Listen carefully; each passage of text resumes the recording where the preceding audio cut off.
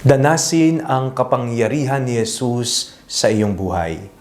Ako po si Father Fiel Pareha at ito po ang ating segment, ang Daily Devotion, na kung saan tayo po ay magdarasal, magbabasa at magninilay kasama ng salita ng Diyos sa buong taon.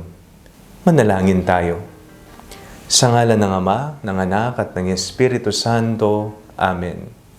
Halina, banal na Espiritu, liwanagan mo ang aming puso at isip nang maunawaan at may sa buhay namin ng iyong salita.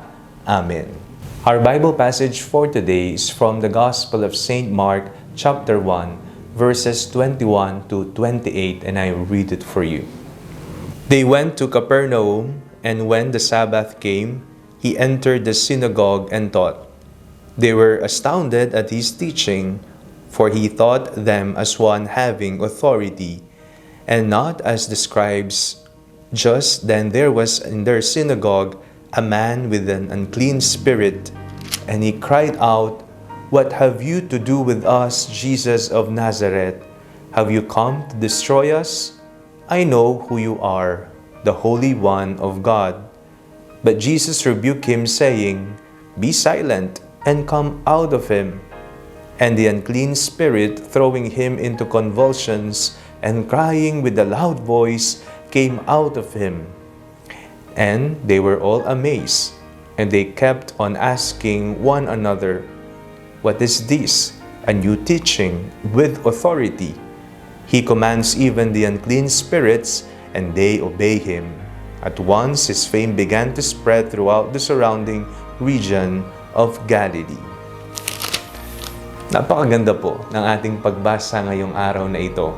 Si Jesus ay nangangaral ng may otoridad at siya rin ay nagpapagaling, naghihilom ng may otoridad.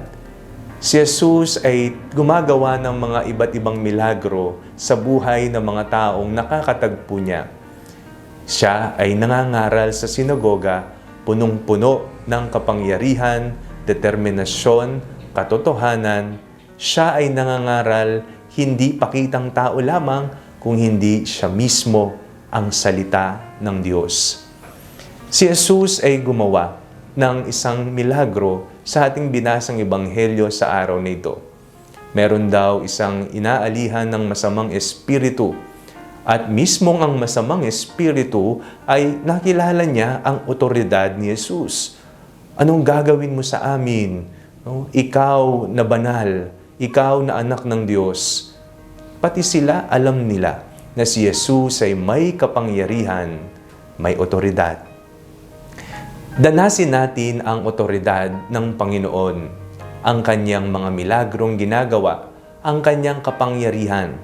Hindi lamang po ito natapos noong siya'y nabubuhay at siya'y nagmiministeryo, kung hindi magpasa hanggang ngayon. At sa mga darating pang henerasyon, mararanasan ng bawat isa ang kanyang kapangyarihan. Isa itong kapangyarihan na naghihilom, isang kapangyarihan na nangangaral, isang kapangyarihan na nagtuturo. Kaya ang imbitasyon po sa ating lahat ay buksan natin ang ating mga puso. Magdasal sa banal na Espiritu na nawa maranasan natin ang himala ni Jesus. Huwag mong kakalimutan, buksan ang puso, buksan ang sarili, ihanda ang sarili, sapagkat si Jesus ay gagawa ng himala sa iyong buhay. Manalangin tayo. Panginoong Jesucristo, nakahanda po kami sa himalang gagawin po ninyo sa aming buhay. Buksan po ninyo ang aming puso, kaisipan, at ang aming pagkatao upang taus-puso naming matanggap ang iyong himala sa aming buhay. Amen. Sa ngalan ng Ama, ng Anak, at ng Espiritu Santo. Amen.